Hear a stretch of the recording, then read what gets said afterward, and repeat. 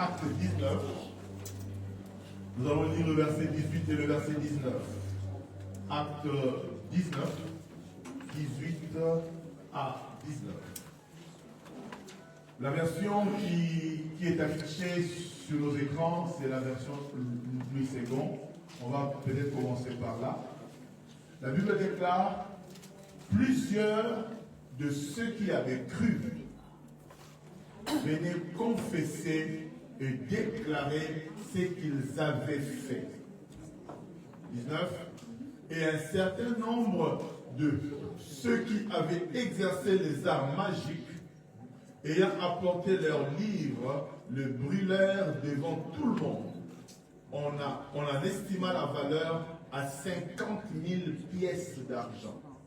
Je vais lire la version Semeur qui dit ceci: beaucoup de ceux qui étaient devenus croyants venaient avouer et déclarer publiquement les pratiques auxquelles ils s'étaient livrés.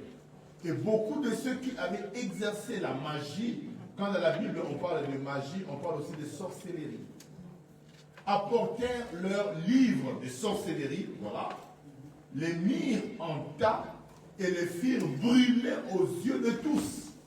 Leur valeur fut estimée à 50 000 pièces d'argent. Parole du Seigneur. Amen. Que le Seigneur bénisse sa parole. Amen. Merci de prendre place. Quelle joie, quel bonheur de nous retrouver dans la maison du Seigneur. J'espère que c'est ton cas aussi. C'est avec joie que tu es là. Amen. On ne t'a pas forcé. Non. Tu n'es pas venu parce qu'on a mis une arme sur ta tête. Ah, alors si tu es dans la joie, acclame alors le Seigneur. Acclame. Je vais entendre les acclamations de ceux qui sont joyeux.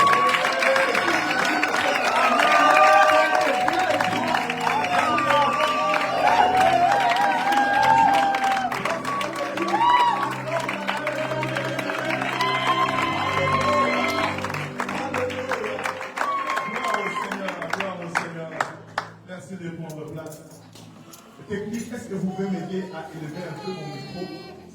Ça va m'éviter de crier un peu. Depuis quelques temps, nous sommes en train de parler autour de ce thème, les pesanteurs spirituels. Les pesanteurs spirituels. Aujourd'hui, je vais essayer de faire un petit résumé, un petit résumé pour ceux qui n'arrivent pas à venir dans le culte de semaine, parce que si je continue juste là où nous étions arrivés, ceux qui n'étaient pas venus ou ceux qui ne viennent pas durant la semaine auront beaucoup de difficultés. Mais vous comprenez que même si je pourrais faire un comeback, je ne pourrais pas, bien évidemment, tout résumer. Mais je vais faire un effort. Les pesanteurs spirituels.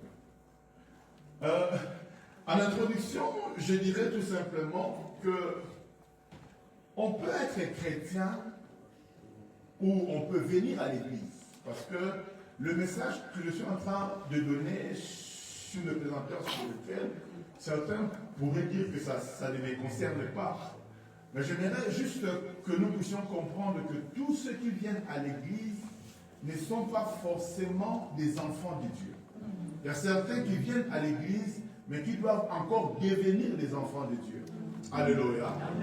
Certains d'entre nous, avant de pouvoir vraiment nous convertir, ça faisait un certain temps que nous venions à l'église, jusqu'au jour où la parole nous a touchés et nous avons décidé vraiment de pouvoir donner notre vie à Jésus. Donc, ce message peut aussi te concerner, donc c'est très important que tu sois attentif. Dans la Bible, dans l'Ancien Testament, il y a une histoire qui a bouleversé le monde de l'époque. C'est la sortie des enfants d'Israël de l'Égypte vers Canaan, vers la terre promise.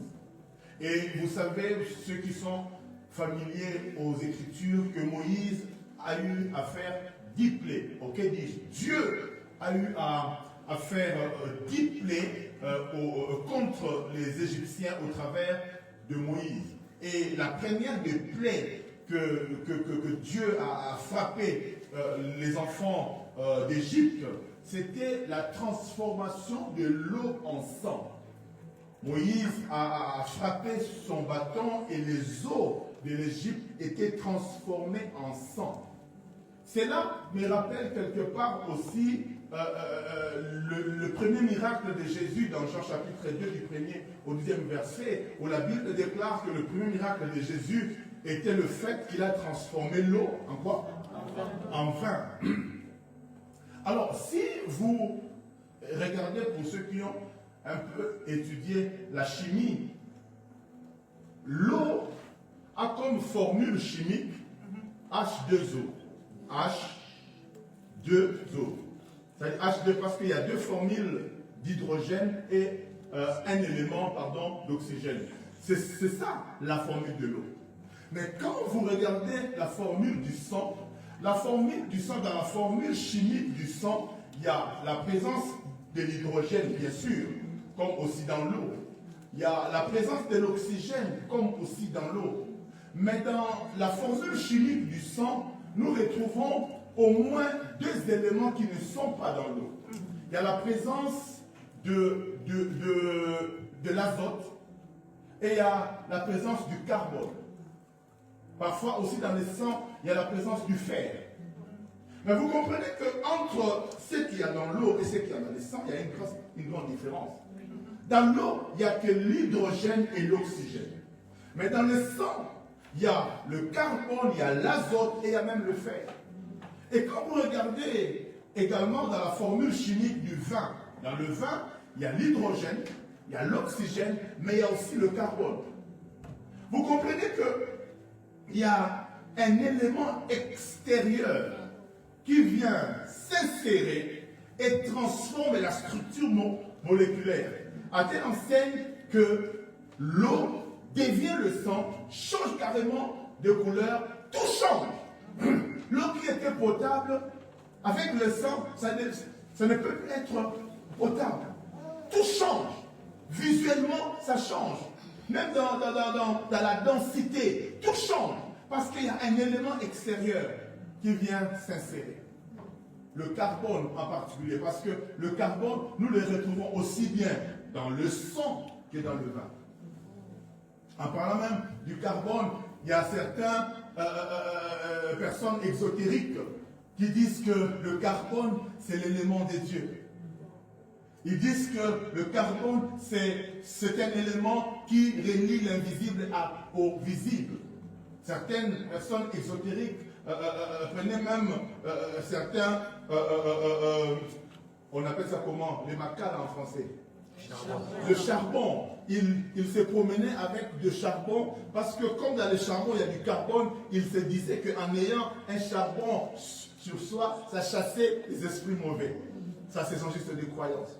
Mais c'est pour dire qu'il y a un élément de carbone qui vient changer. Ça entre dans l'affaire et ça change l'histoire.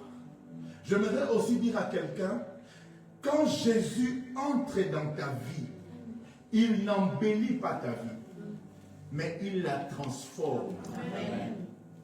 Quand Jésus entre dans ta vie, je parle du Saint-Esprit, l'Esprit de Dieu. Quand il entre en toi, il ne te colore pas, il ne te met pas de la peinture, mais il change ta structure moléculaire. La Bible déclare que celui qui est en Christ, il est devenu une nouvelle créature. Pas une créature améliorée, pas une créature embellie, mais une nouvelle créature. Ça veut dire que quelque chose en toi a complètement changé. Amen. Tu peux garder la même morphologie, mais à l'intérieur de toi, tout a changé. Je disais, tout a changé. Yaya, si tu n'as pas encore connu la véritable transformation, si l'Esprit de Dieu n'habite pas encore en toi, même si tu viens à l'église, en vérité, tu n'es pas encore un enfant de Dieu. La Bible déclare, c'est le Saint-Esprit, c'est l'Esprit de Dieu qui atteste à notre esprit que nous sommes enfants de Dieu. Moi, je peux te regarder parce que tu parles tellement doucement. Je peux dire, oh, ça c'est vraiment un enfant de Dieu. Mais ça n'a rien à voir. Il y a des gens qui parlent naturellement avec une voix très mélancolique. Mais cela ne fait pas de toi un enfant de Dieu. Ce qui fait de toi un enfant de Dieu, c'est le fait que l'Esprit de Dieu habite en toi. Et moi, je ne sais pas te confirmer. Le seul qui peut confirmer que tu es un enfant de Dieu, c'est Dieu lui-même. Alléluia. Alléluia. C'est lui qui sait confirmer que tu es son enfant. C'est le Saint-Esprit, c'est Dieu lui-même.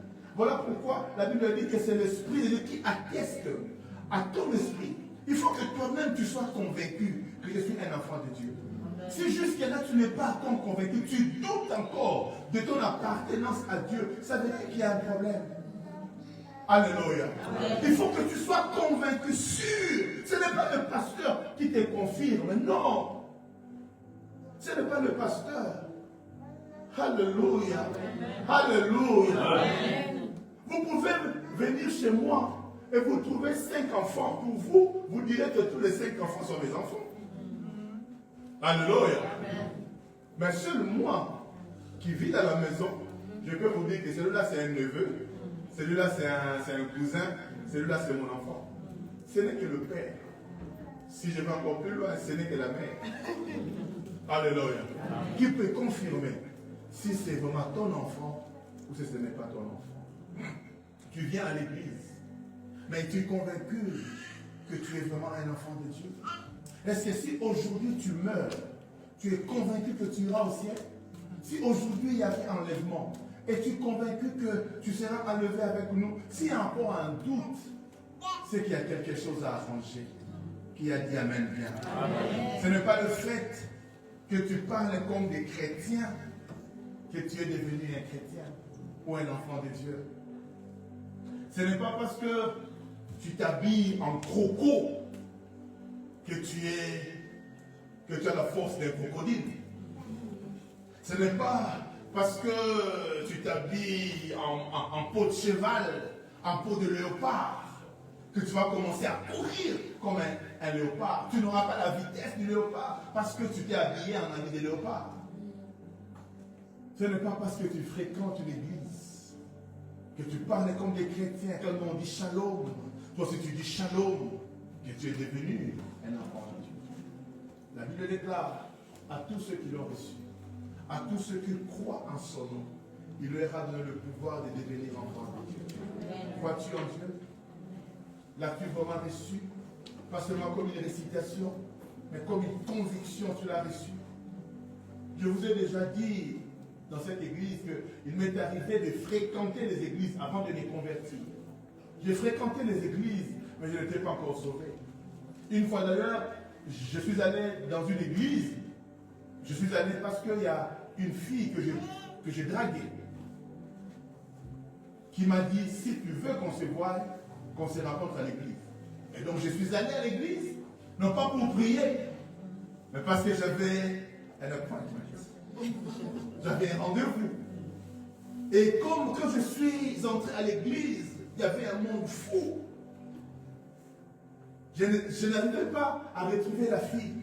Alors, ce jour-là, le pasteur, je me rappelle encore de son nom, ça va me revenir. Oh mon Dieu.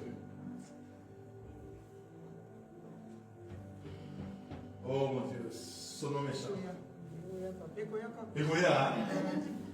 C'est le grand frère du prophète, le prophète des réseaux sociaux. Là. Le pasteur Charles Ellis, son grand frère. Je me rappelle que c'est lui qui prêchait ce jour-là, le pasteur Charles Ellis. Il prêchait, et je me rappelle même du message. Il a prêché ce jour-là sur le thème Je suis. Il parlait de la rencontre de Dieu et de Moïse. Quand Dieu a dit, je m'appelle Je suis. Je me rappelle même du message. Mais ce jour-là, le message aussi m'avait touché. Alléluia. Je me rappelle du message. Mais quand il a dit, qui veut venir recevoir Jésus? Je vous avoue que ce jour-là, je ne me suis pas levé pour recevoir Jésus. Je me suis levé pour que la fille me voie. Comme moi, je ne la voyais pas, je me suis levé pour qu'elle puisse remarquer que j'étais là. Alléluia. Et quand le pasteur a aussi fait l'appel au salut, qui veut donner sa vie à Jésus, Moi, je l'ai répété, mais c'était juste une récitation. Certains d'entre nous ici, on a fait cette prière-là, mais juste comme une récitation. Parce que la condition du salut, c'est quoi? C'est croire d'abord et confesser ensuite. C'est-à-dire, si tu confesses sans croire, ta confession n'a pas de sens. Come on. Pour que ta confession ait un sens, il faut que tu commences d'abord par croire. Certains d'entre nous ici, on t'a appelé, viens réciter. Tu as fait une récitation. Je vous salue Marie. C'est comme une récitation. Alléluia. Mais tu deviens sauvé le jour où tu es convaincu. Tu es convaincu. Le Saint-Esprit t'a convaincu du péché. Et tu as dit non, j'ai besoin d'un sauveur. Alors tu dis Seigneur, je te reçois dans ma vie comme Seigneur et comme sauveur. Alors là, la Bible dit, tu es devenu un enfant de Dieu. Amen. Ce jour-là, je me suis levé, j'ai fait une récitation. Et le frère musicien qui était là, qui chantait, qui me connaissait parce que c'était les amis du quartier, quand ils m'ont vu, ils ont commencé aussi à me chanter. Frère Caron, Osa Yanzambe, Yanzambe, bandit, alléluia, un bandit. Il y a certains même à l'église, nous les appelons frères. Vous savez, quand quelqu'un vient à l'église nouvellement, quand nous l'accueillons, nous l'appelons directement, oh frère. Mais est-ce qu'on doit vraiment l'appeler frère? Il y a certains qui viennent, mais qui sont encore des païens. Mais s'ils viennent, c'est parce qu'ils sont dans le processus de la transformation. Donne-moi un bon amen. Ils sont dans le processus du salut. On ne doit pas les rejeter, on doit les accueillir. Voilà pourquoi il est très important à l'église que nous sachions quel message il faut prêcher. Il est bien de prêcher aux gens, tu seras béni. Mais il y a des gens qui n'ont pas encore besoin d'entendre que tu seras béni. Ils ont encore besoin d'entendre que tu dois être sauvé. Donne-moi un bon amen. Le salut, c'est la chose la plus importante. La Bible déclare que sortir la langue de gagner le monde entier s'il doit perdre son âme. Ce qui est d'abord important, c'est le salut de ton âme, c'est le salut. Après, bénédiction, ça viendra. Tu voyageras, c'est bien. Mais vous savez combien de gens voyagent? Nous, on prie ici. Tu connais le nombre des avions qui volent au-dessus de nous? Il y a des gens qui voyagent. Et tous ceux qui voyagent ne sont pas forcément des chrétiens. Il y a des païens. Donne-moi mon amen. Amen. En fait, venir prier juste pour voyager, c'est un peu comme une perte de temps. Parce qu'il y a beaucoup qui prient même sans Dieu. Alléluia. Il y a beaucoup qui se marient même là, sans prier. Est-ce que vous me comprenez? Ne passe pas ta foi chrétienne sur le voyage, sur les habits, sur les... Non. Sois d'abord sûr, voulais-je dire, que tu es sauvé. Que ton nom est écrit dans le livre des vies. Que ce jour-là, quand le Seigneur viendra, tu partiras avec lui. C'est ce qui doit d'abord forger ta certitude. Qui me donne un bon amen? Amen. Est-ce que ton amen peut dépasser celui de ton voisin? Amen. Est-ce que ton amen peut être un amen d'été? Amen. Un amen d'hiver où il fait froid. Donne-moi un amen d'été. Amen. Crois en Dieu. Crois en Dieu. Voilà pourquoi je suis en train de parler depuis quelque temps sur le pesanteur spirituel. Dis à ton voisin le pesanteur spirituel. Dis alors ton voisin le pesanteur spirituel. Donc si tu parles trop vite, moi je vais encore boire de l'eau. Alléluia. Quand on parle de pesanteur spirituel, ceux qui ont étudié la physique savent que quand on parle de pesanteur, on parle de quelque chose qui a un poids, on parle de quelque chose qui est lourd, qui est pesant. Quand on parle de la pesanteur, on parle de cette force, de cette attraction qui fait que tout ce qui est doté d'un corps, d'une masse, est attiré vers le bas. Quand on parle de la pesanteur, on parle d'une force d'attraction qui fait que tout ce qui a une masse, tout ce qui a un corps, tout ce qui a un poids est attiré vers le bas. Cette bouteille, je peux bien vouloir la jeter en l'air, mais je vous assure que si je la jette, ça finira par tomber. Pourquoi? Parce que ça a une masse, Et parce qu'elle est influencée par la force de la pesanteur, elle sera attirée vers le bas. Alléluia. Tout ce qui a une masse finit par être attiré vers le bas. Je parle de la pesanteur, mais je parle de la pesanteur spirituelle. Pourquoi spirituelle? Parce qu'il y a aussi des forces spirituelles qui t'attirent vers le bas. Du reste, la Bible déclare en réalité dans l'homme, ce n'est pas la chair, mais c'est l'esprit. C'est-à-dire s'il y a des pesanteurs physiques, il y a aussi des pesanteurs spirituels. Quelqu'un a dit ceci, toute vérité dans le monde physique a sa correspondance dans le monde spirituel.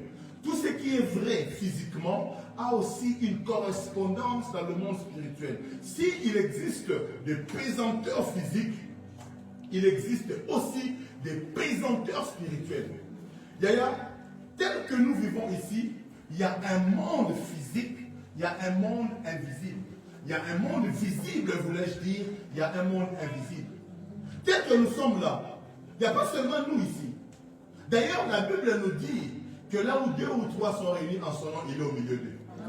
Qui est au milieu d'eux? Qui est au milieu d'eux? Dieu. Ce n'est pas un piège.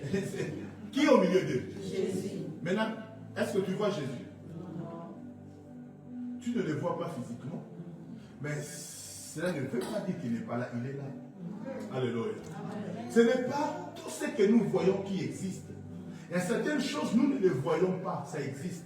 Tel que nous sommes ici, vous savez qu'il y a des ondes magnétiques, non? Hein? Est-ce que vous entendez une radio ici? Mais si tu prends une radio, tu mets dans la bonne fréquence, tu entendras les gens commencer à parler ici.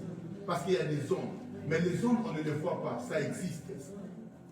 Ce n'est pas parce que je ne vois pas quelque chose que la chose n'est pas là. Il y a un monde invisible. Tel que nous sommes là, il y a des anges au milieu de nous. Alléluia.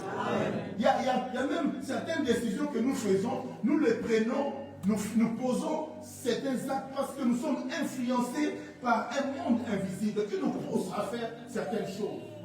Dans 1 Chroniques, chapitre 21, au verset 1er, la Bible dit, Satan se dressa contre Israël et incita David à faire le recensement. Satan, on ne le voit pas, Satan est un esprit, mais il incite quelqu'un à faire quelque chose. Il y a un monde invisible qui influence certains de nos comportements.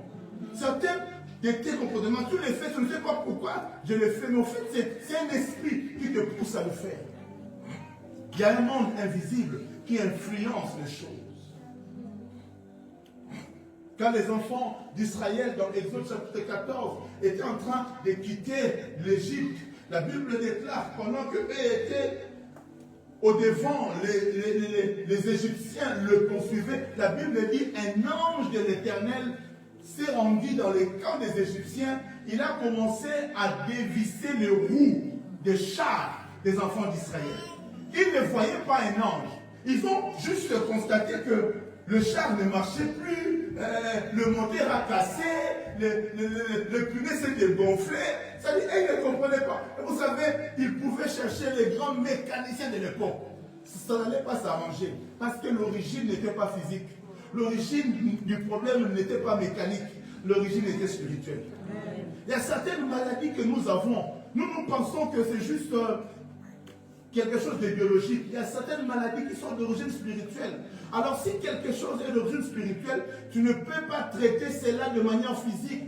Il faut que tu traites cela de manière aussi spirituelle. Amen. Alléluia. Amen. Voilà pourquoi nous parlons des pesanteurs, des choses qui nous empêchent de pouvoir évoluer, de pouvoir grandir spirituellement, de pouvoir décoller spirituellement. Parfois, tu as envie de décoller, mais tu sens comme s'il y a quelque chose qui te retient. Parce que, évidemment, je n'ai pas de thermomètre pour mesurer la vie spirituelle de chacun. La sœur Marie Messam chantait et disait, Nanyama dans un thermomètre, voyez bas, vie à moto.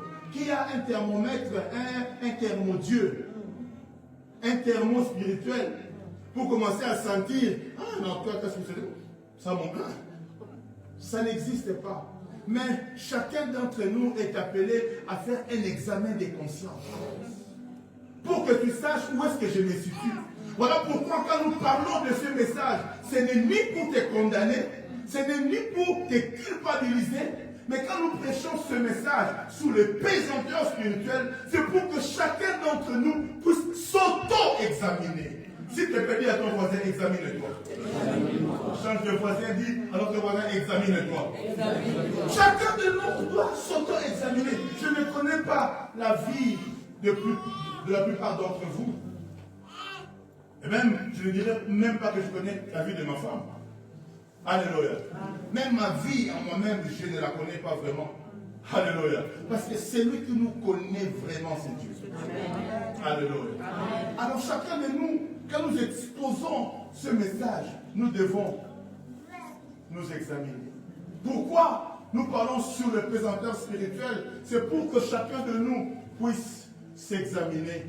Dis à ton voisin encore, examine-toi. Il y a certains présenteurs qui doivent être neutralisés. Voilà pourquoi mon thème exact est vaincre le présenteur spirituel.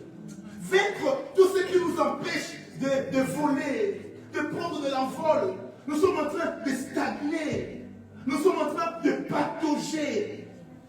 Mais qu'est-ce qui peut nous empêcher de pouvoir nous envoler? Nous devons vaincre ces choses-là. Pourquoi nous parlons de ce thème? Justement parce que si vous ignorez l'existence des pesanteurs spirituels, vous ne saurez pas le neutraliser. Il faut qu'on te fasse prendre conscience que tu es sous l'influence d'une pesanteur spirituelle. Alors tu diras, waouh, alors je dois détruire cela. La Bible déclare, vous connaîtrez la vérité. Et la vérité vous affranchira. Aussi longtemps que tu n'as pas la connaissance de la vérité, tu es limité. Mais une fois que tu as découvert la vérité, c'est comme si tes yeux sont éclairés. Tes yeux sont ouverts. C'est comme si c'est une lumière qui est projetée. Parce que la vérité, c'est la lumière. Come on. La vérité, c'est la lumière. Il y a beaucoup d'entre nous, les bénédictions sont là. Mais nous sommes comme aveuglés. Nous sommes comme dans les ténèbres. Nous ne voyons pas. Nous n'arrivons pas à voir. Et tu te lamentes. Oh vraiment, ma vie est compliquée. Mais parce qu'il y a encore les ténèbres. Et pourtant, la Bible déclare, Dieu nous a bénis de toute espèce de bénédictions dans les lieux célestes en Christ. Mais pourquoi ta vie ne ressemble pas aux bénédictions? Ta vie ressemble aux malédictions. Parce que beaucoup d'entre nous, nous sommes encore aveuglés. Touche ton voisin, dis-lui, vois. Dis-lui que ta lumière arrive. Voilà pourquoi même quand Dieu, avant de créer, la première des choses qu'il a faites, c'est d'abord d'envoyer la lumière. Je ne crée pas dans les ténèbres. Je ne veux pas créer un homme en forme d'un zombie. Il faut qu'il y ait la lumière, que je vois. Et puis quand Dieu voit, Dieu vit que ce qu'il créa était bon. Comment je peux voir dans les ténèbres? J'ai besoin de la lumière. Dis à ton voisin la lumière. La lumière. La lumière. La lumière de la parole de Dieu. Tu peux avoir des choses autour de toi. Quand tu entres dans ta maison, je pose la question au frère Daniel. Quand tu entres dans ta maison, il y a plein de lumière. Il y a plein de ténèbres. Tu ne vois rien. Tu cherches la télé, tu cherches le frigo, mais tu ne vois rien. Mais quand tu allumes la lumière, je te pose la question, Daniel, quand tu allumes la lumière, la télé arrive ou la télé était là? Mais réponds fort. Mais tu es un prédicateur, parle fort. La télé était là. La télé était là. La télé était là. Mais parce qu'il n'y avait pas de lumière, je ne voyais pas. Il y a beaucoup d'entre nous, tu cherches mariage, tu cherches, c'est là. J'ai dit c'est là. Amen. C'est déjà là. Amen. Alléluia. Amen. Mais ce qui t'empêche de voir, c'est passer les ténèbres. Amen. Alors avec cette parole, nous allons allumer quelque chose. Alléluia.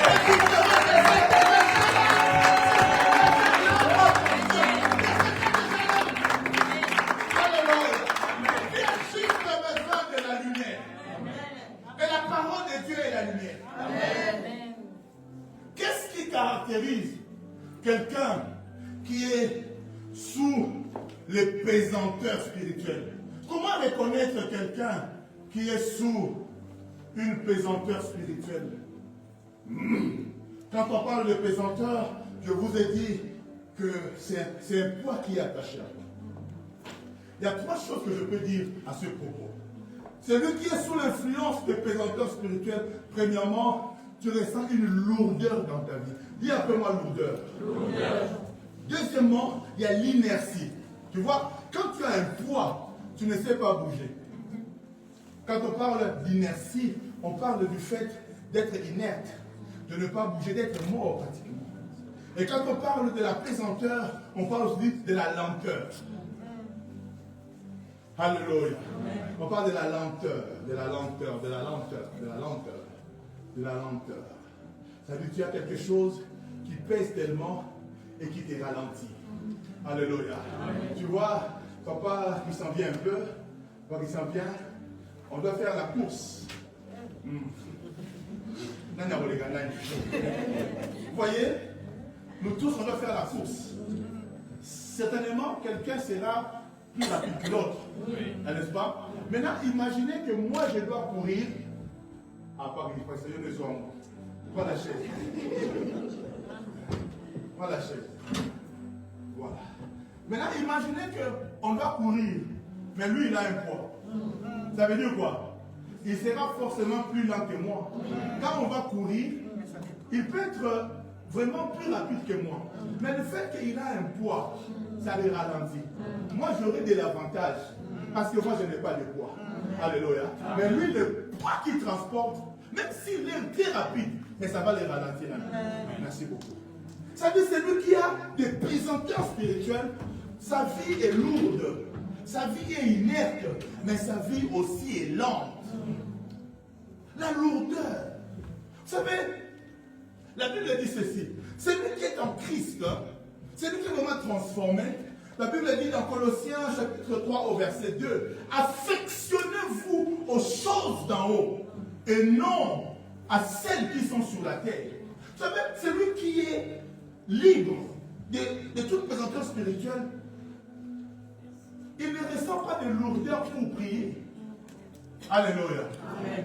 Quand tu sens la lourdeur, même quand on te dit viens à l'église, tu te sens lourd. C'est que quelque part, tu es sous quelques pesanteurs spirituels. Celui qui est libre des pesanteurs spirituels, venir à l'église est une joie. Alléluia. D'ailleurs, je peux te dire que tu peux être un chrétien, mais tu es encore sous l'influence des démons.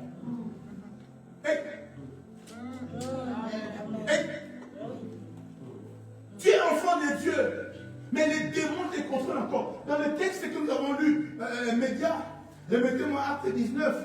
La Bible déclare rapidement, Acte 19, la Bible dit, ceux qui avaient cru, de croyants, un 18, plusieurs de ceux qui avaient cru. Est-ce qu'on parle de païens? Non. On parle de qui? De croyants, de chrétiens. Plusieurs de ceux qui avaient cru venaient confesser et déclarer ce qu'ils avaient fait. Verset 19 maintenant. Verset 19. Et un certain nombre, c'est-à-dire quand on n'arrive pas à citer un nombre exact, c'est qu'il y avait plusieurs. Certain nombre de ceux qui avaient exercé des arts magiques, ayant apporté leurs livres, le brûlèrent devant tout le monde. On ne parle pas de païens, on parle de gens qui avaient cru. Ils ont dit j'ai reçu Jésus, comme Seigneur, comme Sauveur. Ils sont sauvés. Parce que nous sommes sauvés par la déclaration. Ils ont cru, ils ont confessé, ils sont sauvés. N'est-ce pas? Vous êtes d'accord avec moi qu'ils sont sauvés? Qu'ils sont chrétiens? Alléluia. Mais seulement pour qu'ils soient libres. Il y avait certaines choses dans leur maison. Il y avait des totems, il y avait des trucs magiques, il y avait des choses dans leur maison qui constituaient en réalité des pesanteurs. Alléluia. Qui quelque part allaient comme les bloquer, comme les freiner. Il y a des gens qui sont chrétiens mais qui sont encore liés quelque part. Mais la vérité de la parole fera que tu puisses être libre. Amen. Ils ont entendu Paul prêcher. Alors ils se sont décidés, je suis chrétien, mais il y a des choses encore dans ma maison que je dois faire sortir. Alors ils sont allés publiquement, sans avoir honte. Ils Ils ont dit, nous, on était des sorciers, des magiciens. Ils ont venu brûler les choses. Est-ce qu'il n'y a pas des choses dans ta vie, quoi que tu sois chrétien, mais qui te lie encore, qui te bloque encore? La parole que nous disons ce matin, c'est pour t'aider à faire sortir toutes les pesanteurs de ta maison.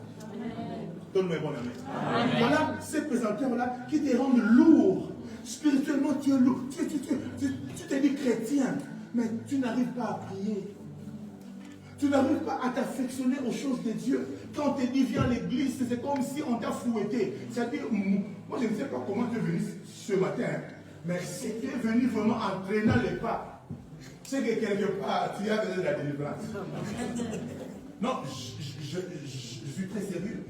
Tu as besoin de la délivrance. Lourdeur spirituelle. Lire la Bible. Hey, la plupart d'entre nous, sinon nous tous, nous avons des Bibles dans nos maisons. Mais qui les lit? Tu passes 10 heures sur Facebook, sur TikTok. Mais 2 minutes, tu devant la parole de Dieu. Les choses du ciel ne t'intéressent pas. C'est qu'il y a une lourdeur. Ça veut dire que quelque part, tu es sous influence. Il y a la lourdeur. Il y a aussi ce que j'ai appelé l'inertie. L'inertie, ça veut dire, tu es comme mort, tu ne bouges pas. Rabbi ne change pas. Toi, tu n'es pas Rabbi. Toi, tu dois changer. Amen. Alléluia. Toi, tu dois changer. Dans la vie de tout homme, il faut qu'il y ait des changements. Si dans ta vie, tu constates qu'il n'y a pas de changement, rien ne change. C'est-à-dire, les gens bougent, toi, tu ne bouges pas. Les amis, non, il n'y a pas d'évolution. Et toi, tu dis, Dieu est en train de me punir. Je suis dans l'école de Dieu. Qui t'a dit ça? Il y a certaines choses, nous attribuons ça à Dieu, mais ce n'est pas Dieu. Alléluia. Oh non, l'école de Dieu, c'est parfois aussi le désert. Oui. Mais même dans le désert, ils évoluaient. Ils n'étaient pas restés statiques. Ils sont restés 40 ans dans le désert, mais pas dans un même endroit. Ils évoluaient. Même à un certain moment, Dieu leur a dit, vous avez assez duré autour de cette montagne. Évoluez. Mais ils étaient dans le désert. Et même dans le désert, écoutez-moi très bien, même dans le désert, il ne manquait pas de quoi manger. Dieu avait pourvu la nuit, il fait très froid. Il y avait une colonne de feu. Et le jour, il y avait la nuit. C'est-à-dire Dieu pourvoit comme. Mais toi, dans ton évolution, non pas seulement que tu n'évolues pas, mais il n'y a rien. C'est que quelque part, tu es sous des pesanteurs spirituels. Toute vie est appelée à évoluer. Quand tu donnes naissance à un enfant, Papa Christ, tu donnes naissance à un enfant, à un bébé. 6 mois après, il ne bouge pas, il reste toujours bébé. C'est normal. Non. Il faut quand même qu'il y ait une évolution. Alléluia. Il faut qu'il y ait une évolution. Bébé, jusqu'à 4 ans, il dit seulement, c'est pas normal. Un bébé doit grandir. Après 2 ans, 3 ans, on s'attend que la femme puisse marcher, qu'il puisse parler. Il faut qu'il y ait évolution. Écoutez-moi très bien. Tout ce qui a une vie évolue. Amen. Tout ce qui a une vie fait quoi? Évolue. Si tu n'évolues pas, c'est que tu es mort. Un mort ne grandit pas. Un mort ne grandit pas. C'est seulement ceux qui sont en vie évoluent. Alléluia. Yaya, si on prend ta photo de 95, 95, et on prend ta photo de 2025, si c'est pareil, c'est qu'il y a un problème. Alléluia. Hein, Sylvie? Il faut quand même qu'il y ait un changement. Je regarde la photo de 95. En 2025, il y a quand même amélioration. Et puis c'est dangereux. Si la photo de 2025 est pire que la photo de 95, c'est qu'il y a un problème. Alléluia. Quand même, il y a certaines photos que j'ai prises il y a 20 ans. En ce moment-là, j'ai passé le CD de très belles photos. Alléluia. Aujourd'hui, moi-même, quand j'ai regardé, j'ai dit, c'est un merci. Mais comment j'étais comme ça? Alléluia. Dans ta vie, il faut qu'il y ait évolution. Dis après moi évolution. Quand il n'y a pas d'évolution dans ta vie, ce matin, nous allons prier. Tout ce qui t'empêche d'évoluer doit te libérer au nom de Jésus. Le pouvoir de la vie qui t'empêche d'évoluer, ça doit te quitter. Il faut qu'il y ait une évolution. Et troisième chose, j'ai dit ce matin, c'est qu'il y a une lenteur. Vous avez vu avec l'ancien Christian tout à l'heure, on a fait un exemple. Il y a des gens qui vivent avec des poids. Quand les gens courent, ils sont là à cause de poids. Et quand je parle de pesanteur spirituel, tout à l'heure, je ne sais pas si je pourrais l'introduire, on parle des hôtels des familles. Il y a certains qui sont devenus chrétiens, mais les hôtels des familles sont encore là. Ça consomme des pesanteurs qui les empêchent de pouvoir évoluer. Lenteur. Yaya, c'est vrai qu'on ne fait pas la course avec les gens. La vie, chacun est chacun, n'est-ce pas? Mais il y a quand même des standards, n'est-ce pas? Il faut quand même que... Parce que la vie est une compétition quelque part, n'est-ce pas? Pas forcément avec les autres, mais d'abord avec soi-même. Il faut que je puisse évoluer. Il faut que je puisse courir. Alléluia. On a tous eu le diplôme la même année. La vie des gens, des autres ont évolué. Mais toi, ça patine. Tu rames. Et tu dis c'est normal. Non. Il y a des choses qui ne sont pas normales. Et puis le diable, pour t'envoûter, il vient te dire cette vérité. Je ne sais pas si c'est venu d'où, directement de l'enfer, je crois. Non, oh l'ensemble est où mais là. Ce qui vient de Dieu prend toujours du temps. Qui t'a dit ça? Qui t'a dit ça? C'est écrit où dans la Bible? Que ce qui vient de Dieu est où mais là. Non, rien. Parfois, quand tu vois que ta vie c'est trop lent, tout est lent, tu peux l'avoir, mais il faut beaucoup d'efforts, il faut que tu rames. Oh, Yaya, c'est que quelque part, tu es sous certaines pesanteurs spirituelles. Et ce matin, je lève ma main droite et je déclare, tout ce qui ralentit ta vie doit tomber au nom de Jésus. Nous avons tous grandi. Mais les autres aujourd'hui, ils sont dans leur maison, ils sont mariés, tout ça, ils ont des enfants, mais toi jusqu'à 40 ans, tu es encore chez les parents. Et tu dis non. Quand tu es liboso, c'est ça que comme arrête de te consoler. Tu es en retard. Oh, je suis en retard par rapport à qui tu es en retard. Jusqu'à 40 ans, tu vis chez toi. Moi cité, moi naté, mon balité, moi naté. En français, pas mari, pas enfant, pas femme, pas enfant.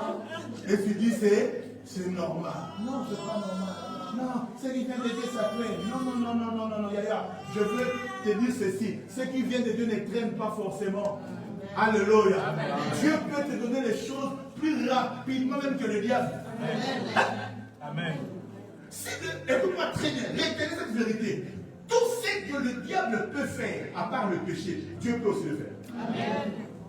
Mais tout ce que Dieu peut faire, le diable ne peut pas le faire. Amen. Est-ce que tu l'as entendu? Amen. Si le diable peut changer la vie de quelqu'un en un instant, tu étais pauvre, tu vas chez un féticheur et tu deviens riche. Yaya, Dieu aussi peut le faire. Amen. Il peut même le faire mieux. Amen. Le diable va te le faire, mais après il va te ravir des choses. Mais la Bible déclare seule la bénédiction de l'Éternel enrichie et ça ne peut le faire. Dieu peut le faire.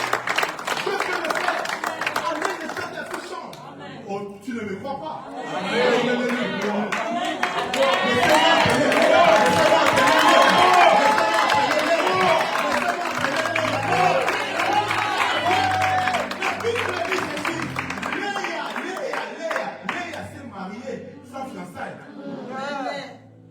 Léa, la sœur de Rachel, tout le monde savait que c'était Rachel qui devait se marier. Mais en une nuit, Léa est passée du statut de célibataire au statut de mariée. Léa s'est mariée sans fiançailles. Léa s'est mariée sans robe blanche. Léa s'est mariée sans rouge à lèvres. Léa s'est mariée sans maquillage. Ça dit un instant célibataire, l'autre instant marié.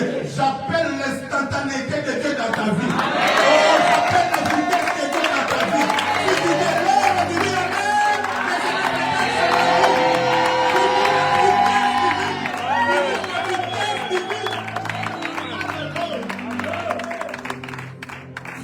peut changer ta vie en un instant. Yaya, Dieu peut en un instant bouleverser ta vie. Si tu ne le crois pas, alors je te parlerai aussi de Joseph. Aujourd'hui prisonnier. Il a dormi prisonnier. Il a dormi avec les habits des prisonniers. Il s'est réveillé à 6 heures prisonnier. À 7 heures, il était encore prisonnier. À 8 heures, il était encore prisonnier. Mais à 10 heures, il est appelé par le roi. Il parle au roi. À 10h30, les habits changent. À 10h35, un décret est signé. Joseph, prisonnier, est devenu premier ministre. Il est devenu premier ministre. Je parle de Joseph. En un instant, normalement, quand tu vis ta prison, tu deviens d'abord un homme libre, tu deviens peut-être fonctionnaire encore, fais un casier, ça sera compliqué. Ça dit, il y a des étapes. Mais Dieu est capable de brûler les étapes parce qu'il veut te faire du bien. S'il a décidé de te faire du bien, il va brûler les étapes. Que cela soit ta grâce ce matin. Que cela soit ta grâce ce matin. Que te parle de Dieu qui peut faire les choses en accélération. Si tu ne me crois pas, je te prends encore l'exemple de Jonas. La Bible déclare, Jonas, il était à Ninive. Il avait chaud. Et la Bible déclare que Dieu a élevé un ricin. Vous savez, pour qu'un arbre puisse grandir, porter des branches, porter des feuilles, ça demande du temps, n'est-ce pas? Mais pour Jonas, Dieu est allé même à l'encontre de ces lois biologiques, pendant botaniques. Parce que les lois botaniques, c'est Dieu qui les a établies. Mais pour toi, parce que Dieu se décide de te faire une faveur. Amen. Dieu est capable d'aller à l'encontre de ses propres lois botaniques. Amen. La Bible déclare ce jour-là, Dieu a élevé un ricin en un jour. L'arbre s'est levé, l'arbre a grandi, l'arbre a porté des branches, l'arbre a porté des feuilles, juste pour que Jonas puisse s'abriter du soleil. Amen. Je disais en un jour. Ma Cécile en un jour. Ma Cécile en un jour. J'aimerais prier pour quelqu'un, pour que tu reçoives un miracle de 24 heures. Je dis tu vas recevoir un miracle de 24 heures. Mais à qui cette parole est destinée? Je dis tu vas recevoir un miracle de 24 heures. Je disais en 24 heures.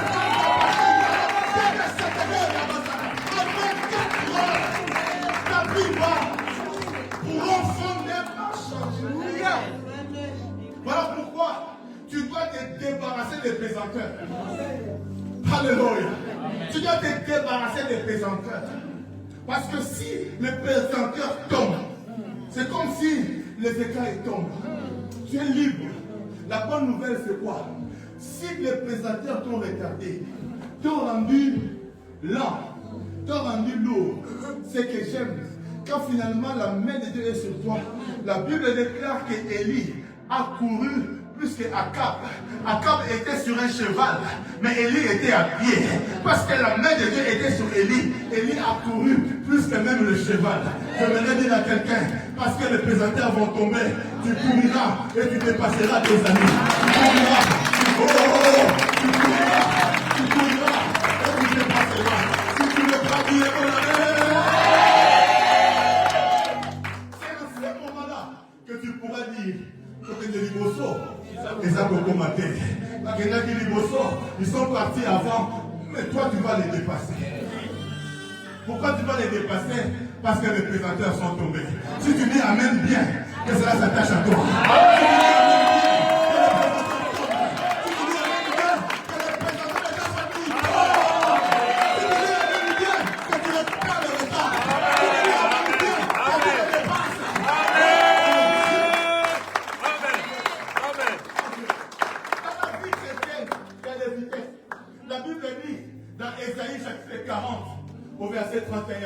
Ésaïe 40, verset 31. J'ai dit Ésaïe, verset 31. Ésaïe, verset. Qu'est-ce que la Bible dit? Mais il y a une autre. Ésaïe 40, verset 31. La Bible dit ceci. Mais ceux qui se confient en l'Éternel renouvellent leur force. Ils prennent le vol comme les aigles. Ils courent, ils ne se lassent pas. Il marche et ne se fatigue point. Au fait, il y a 3 manières de faire. Ésaïe a parlé du dernier en premier. Mais dans la vie, normalement, on commence d'abord par marcher. Il marche et ne se fatigue point. Alléluia. Dans ta vie, à un moment, tu seras en train de marcher. C'est normal. Alléluia. Avec Dieu, on apprend d'abord à marcher. Même un enfant, il apprend d'abord à marcher. Alléluia. Dans la vie chrétienne, il y a des choses que tu vas recevoir en marchant. Mais à un certain moment, quand tu as marché, quand les pesanteurs sont tombés, tu ne marches plus. Tu commences à courir. Je déclare sur quelqu'un la course maintenant. Ta vie va prendre une vitesse. À qui je parle comme un prophète. Ta vie va prendre une vitesse.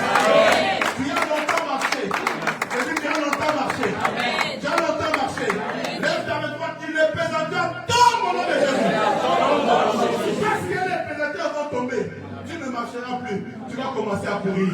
Ta vie va prendre une vitesse de croisière. Ta vie va prendre une vitesse de croisière. Ta vie va prendre une vitesse de croisière. Tu commences à courir. Tu commences à courir. Tu vas se dire, mais lui aussi commence à dire, il faut changer comme ça. Parce qu'avant je marchais, mais les pesanteurs sont tombés. Mais là je cours. Tu vas courir non plus avec des 1000, mais avec des millions. À qui je parle ça matin?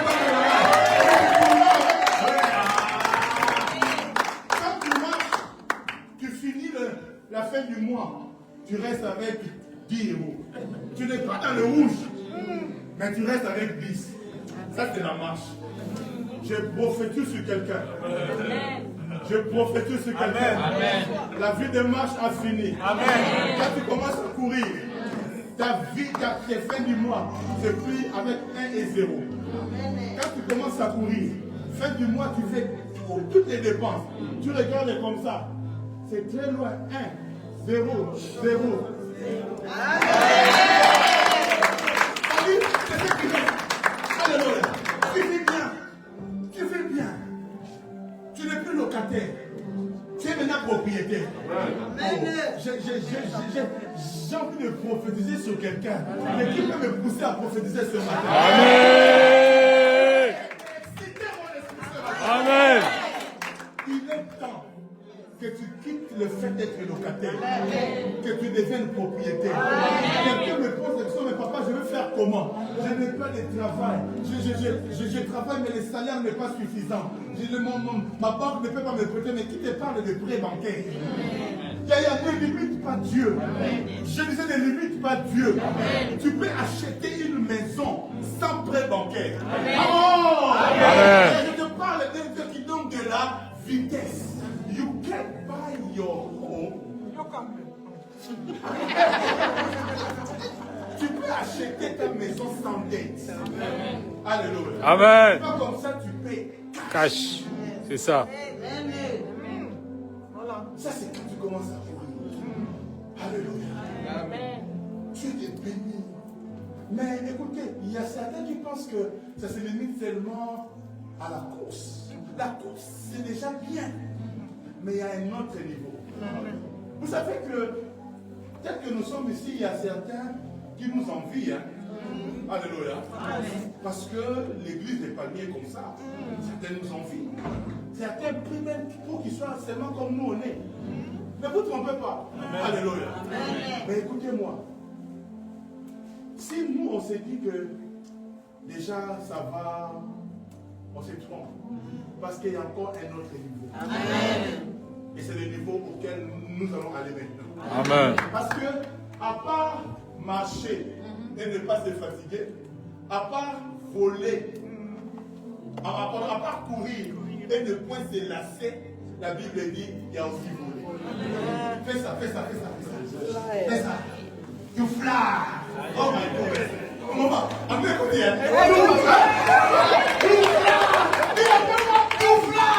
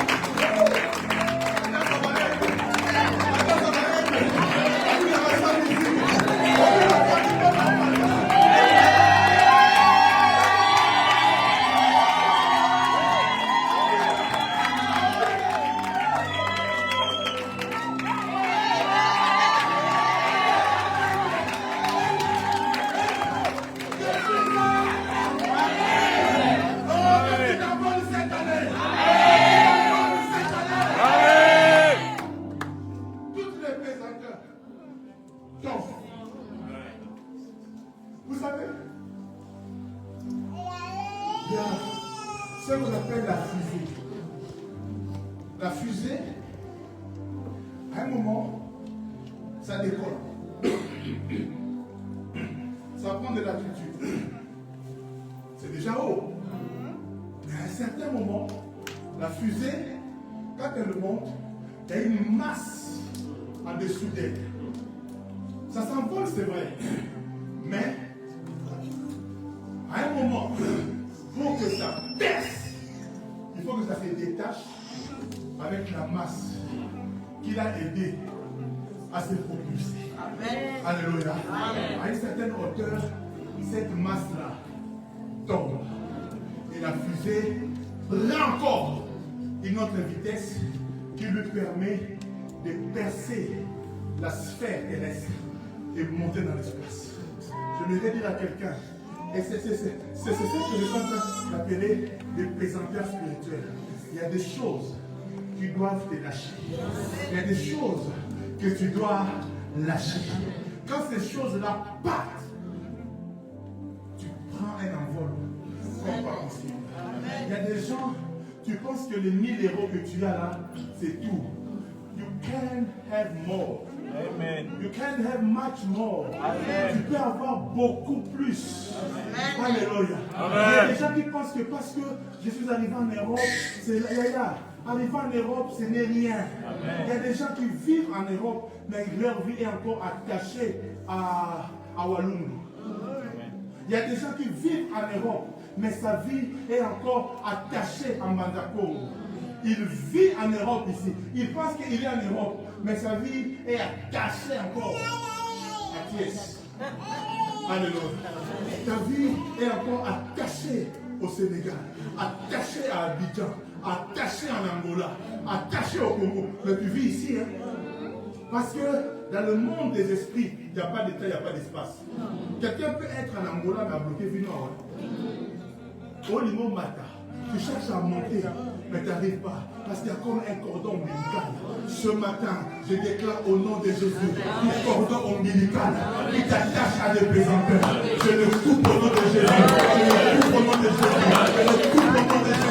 Je le coupe au nom de Jésus. Quel est ce présenteur qui t'attache? Tu es né dans une famille où il n'y a aucune femme qui se marie. Et toi, tu penses que c'est normal. Il y a des présenteurs qui te disent. La bonne nouvelle, c'est quoi? C'est que quand tu es en Christ, tu sors de ces présenteurs-là. Alléluia. Il y a des familles. Tu vois des belles femmes. Beauté, Zali. Des fois, oh, moi c'est beau. Moi aussi. Très belle femme. Mais le mariage, il y a rien. À part les problèmes de caractère, de ceci. Mais il y a aussi parfois des présenteurs spirituels. Et même parfois, certains présenteurs spirituels peuvent même te pousser à avoir un mauvais caractère. La Bible dit le diable incite ta vie à faire des choses. Il y a certaines choses que tu fais, c'est ces esprits-là qui te poussent à le faire. Tu vois une femme, elle injurie le mari. Après, à un moment, elle rentre en elle-même. Mais qu'est-ce qui m'a poussé? C'est quand même mon mari. Vous savez qu'il y a des femmes, elles ont une esprit, dans leur famille, il y a un esprit de célibat. Ça veut dire, même si elle se marie, elle finit par sortir. Il y a certains divorces. Toi, tu penses que c'est seulement normal. Il y a certains divorces qui sont incités par des esprits mauvais. Il y a des femmes, elles se marient, mais elles finissent toujours par divorcer. Il y a des familles comme ça. Maintenant, toi, pauvre homme innocent, tu vas entrer. Moi, je m'étais dit, je ne vais jamais divorcer. Mais tu entres comme ça, tu te maries avec une femme qui a un esprit de célibat, de divorce. Tu finis par divorcer, même le ministère est foutu. Parce que tu t'es mal marié. Il y a des femmes, c'est pourquoi il faut que ta femme passe par la délivrance. Dans sa famille, personne ne s'est marié. Il y a des esprits, même quand elle est là, ça tue. Finaille, ingérie-le. C'est pas comme ça.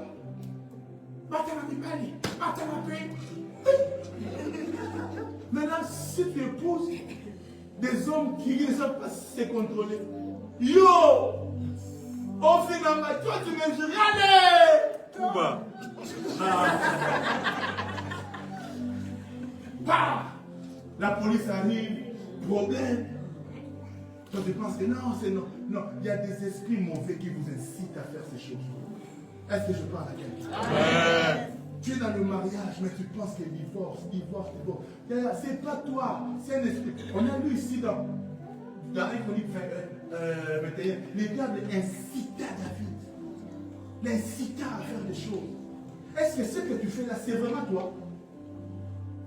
Est-ce qu'il y a des choses que tu fais là? Quand même, toi-même, tu rentres et tu dis, ah, mais pourquoi j'ai fait ça? Satan s'éleva contre Israël. Et il excita David à faire des choses. Quand le diable s'élève vers toi, il te met en tête une idée. Il te donne un comportement. Il te donne une attitude. Toi, tu ne comprends pas. Alléluia. Tu ne comprends pas. Tu es chrétien, mais dans ta maison, il y a encore des films pornographiques. Tu es chrétien. Ce sont des choses qui t'incitent. Tu es chrétien, mais autour de toi, qui sont tes amis? Quelles sont les pensées qui traversent ta tête? Non pas seulement que ça traverse, parce que ça peut traverser, mais tu entretiens quel genre de pensées? N'es-tu pas sous des pesanteurs spirituelles? Une vie sexuelle désordonnée. Je parlais avec une sœur dernièrement qui me dit, oh papa, à chaque fois qu'un homme vient pour me marier, je ne sais pas pourquoi, je tombe toujours à l'impudicité. C'est-à-dire quelqu'un vient nous proposer le mariage, mais elle tombe à l'impudicité. Est-ce que tu ne crois pas que ça, c'est un esprit?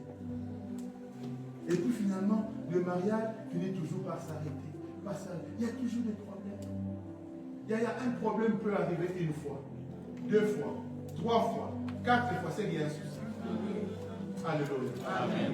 Tu as besoin de la délivrance. Amen. Dis après moi délivrance. Délivrance. Dis après moi délivrance. Délivrance. Tu ne peux pas prendre l'envol avec trop de douleur.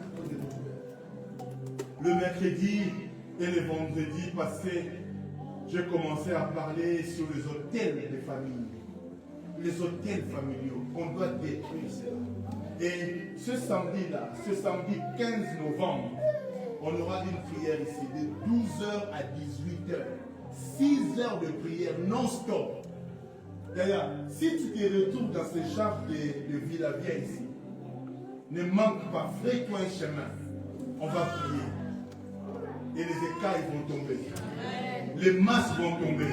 Si on a mis sur ton dos, je ne sais pas quoi là, comme poids, ça va tomber. Et d'ailleurs, ce matin déjà, certains poids vont commencer à tomber. Lève-toi,